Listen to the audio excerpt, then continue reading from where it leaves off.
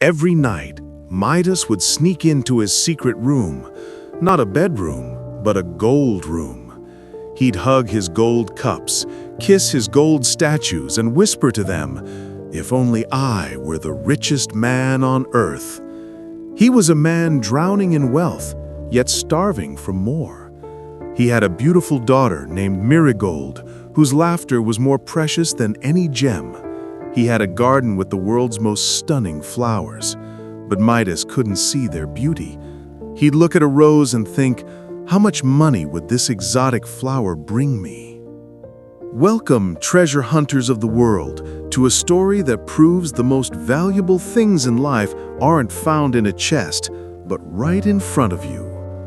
King Midas was a king with a kingdom, a castle, and a loving daughter. But Midas had a sickness, a glittery sickness. His heart didn't beat for his people or even his own child. It beat for one thing and one thing only: gold. One evening, lost in his golden trance, a stranger appeared, out of thin air, in a locked room. This wasn't a thief. This was something else entirely, a magical being.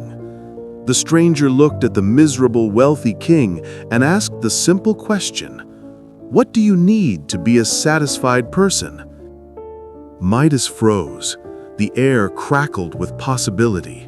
He thought and thought, crafting the perfect, most brilliant plan.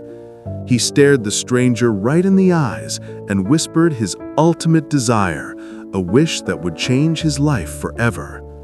"I wish everything I touch turns to gold." The stranger smiled, a knowing, slightly tragic smile. "Are you sure you won't regret it?" Midas laughed. "Regret gold? Never!" The deal was done. The magic was set to arrive with the morning sun. Midas lay awake all night, trembling with excitement, like a child waiting for Christmas morning. The next day, the sun rose. Midas woke up and reached out a hand. He touched his bedpost, shimmer, solid gold. He touched his blanket, gleam, pure gold. He rushed to his garden, touching every flower, turning them into cold, hard, perfect golden sculptures. He was invincible. He was a god. He was the richest man on earth. He raced to breakfast, ready to start his new gilded life. But that's when the dream began to curdle into a nightmare. His daughter, Marigold, walked in, tears streaming down her face. She held a golden flower. "Father," she cried, "the color is gone. The scent is gone. It's just an ugly yellow rock."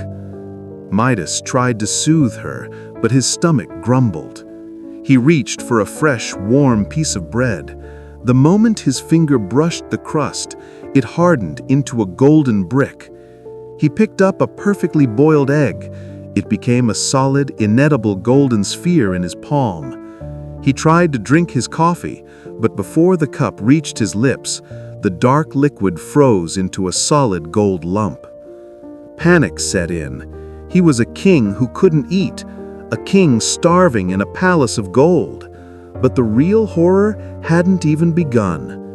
He looked at his daughter's sad face, her innocent eyes. He reached out to hug her, to comfort her. He pulled her close and gave her a kiss. Silence. Midas pulled back.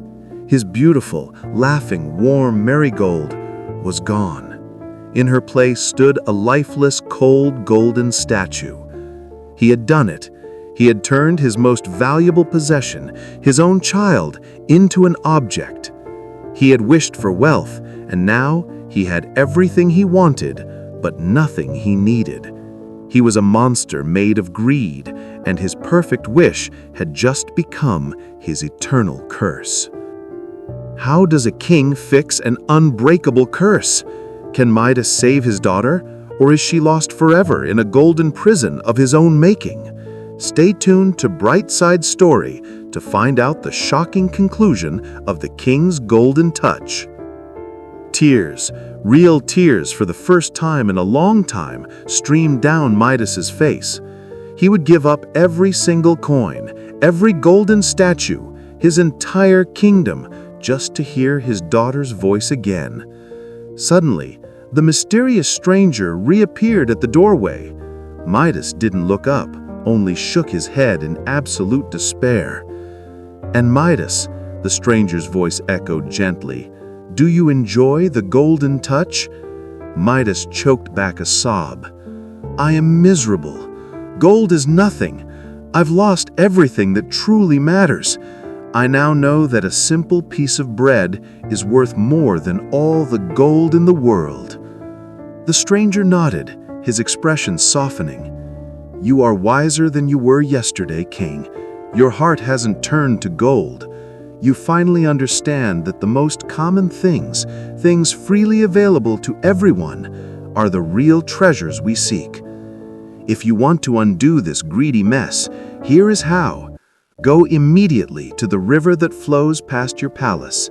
Dive in, wash yourself clean.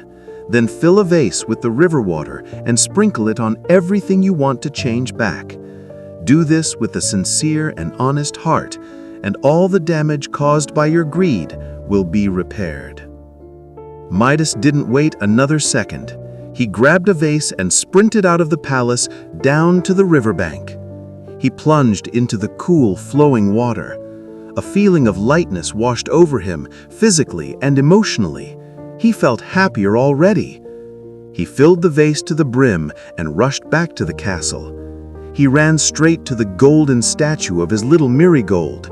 With shaking hands, he poured the magical water over her head. The golden sheen melted away like frost in the sun. Marigold, confused but unharmed, blinked and returned to her normal, warm, loving self. She had no idea she'd been a statue. The king didn't tell her the foolish mistake he had made. Instead, he simply hugged her tighter than ever before. He used the rest of the water to restore the beautiful garden flowers to their vibrant, fragrant glory. From that day forward, Midas was a changed man. He never looked at gold again with obsession. He finally opened his eyes to the real treasures surrounding him: his daughter's laughter, the scent of a fresh rose, the simple joy of eating a piece of warm bread. He became a better king, a better father, and lived happily ever after, a living lesson that some things are truly priceless.